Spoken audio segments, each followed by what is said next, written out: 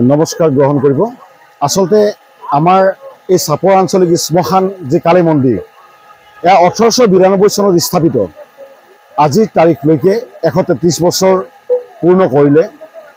আজি এই 133 বছৰত আমি এই সমূহ চাপৰ নগৰৰ এই 10টা ৱাৰ্ড আৰু 2খন পঞ্চায়ত মিলি গোটেই ৰাইজ মিলি আজি আমি ইয়াত উপস্থিত হৈছিলোঁ।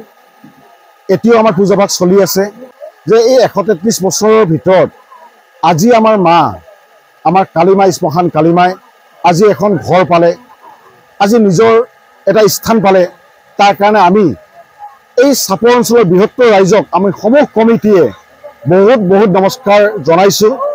এই ৰাইজৰ যি দান বৰঙণি, ৰাইজৰ যি সহায় সহযোগ, ৰাইজৰ যি আশীৰ্বাদ, তাৰ কাৰণে আজি আমাৰ এই 133তম যিখন কালী পূজা, শ্মশান কালী পূজা আমি সাফল্যমণ্ডিত কৰিব পাৰিছোঁ।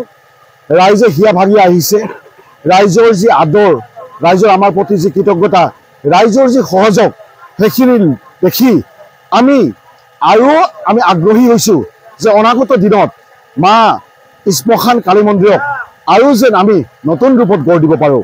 এই ক্ষেত্ৰত আপোনালোকৰ জৰিয়তে সমূহ ৰাইজক আমি এটাই আহ্বান জনাইছোঁ, ৰাইজ আপোনালোকে আগবাঢ়ি আহক। আপোনালোকে আমাৰ ভগৱান, আপোনালোকে আমাৰ আশীৰ্বাদ। আপোনালোক থকালৈকে আমি সমূহ কাৰ্যত কৃতকাৰ্যতা লাভ কৰিম, আমি সফল হ'ব পাৰিম। আৰু যি ধৰণে আজি আপোনালোকে আহিছে, ইমান দিনে যি ধৰণে আপোনালোকে সহায়ক আগবঢ়াইছে, তাৰ কাৰণে আপোনালোকক বহুত নমস্কাৰ জনাইছোঁ। অনাগত দিনত যেন আপোনালোকৰ এই সহায় সহযোগ পাই থাকোঁ, সেইখিনি কামনা কৰিছোঁ। এইটো দুদিনীয়া কাৰ্যসূচী 28 মাৰ্চ আৰু 29 মাৰ্চ শুক্ৰবাৰ আৰু শনিবাৰ। আজি আমাৰ অমাৱস্যা যি পবিত্ৰখনত মাক স্থাপন কৰি আমি পূজাভাগ আৰম্ভ কৰিছোঁ।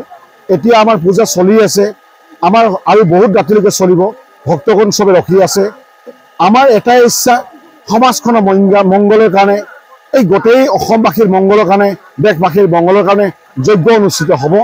এই যজ্ঞৰ জৰিয়তে আমি মা কালীক আৰাধনা কৰিম যে মায়ে যেন সমূহ ৰাইজক সুস্থ সবল ৰাখে, ৰস, শক, দুখ ব্যাধি যেন চব দূৰ কৰি দিয়ে। এইখিনি আমাৰ কৰ্ম কমিটি।